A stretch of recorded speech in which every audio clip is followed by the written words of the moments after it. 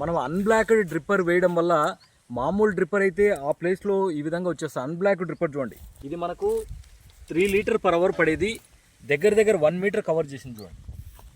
Okay, ప్రెజర్కు ఈ మాత్రం cover అయితే చాలు మనకు. ఓకే, 1 మీటర్ కవర్ అయితే చాలు.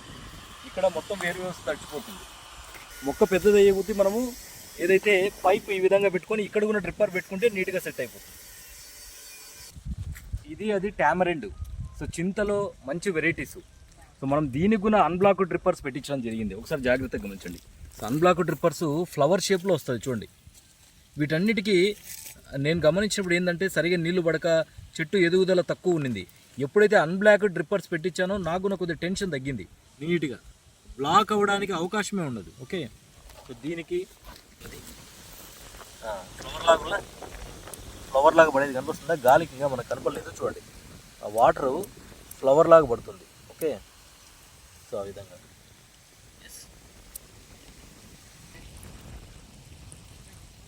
ఇక్కడ చూడు. చూడు, ఎక్కడే కానీ పాత డ్రిప్పర్స్ ఉండకూడదు, మొత్తం ఇవే మారిపోవాలి తోటలో. ఎదుగుదల కూడా తక్కువ.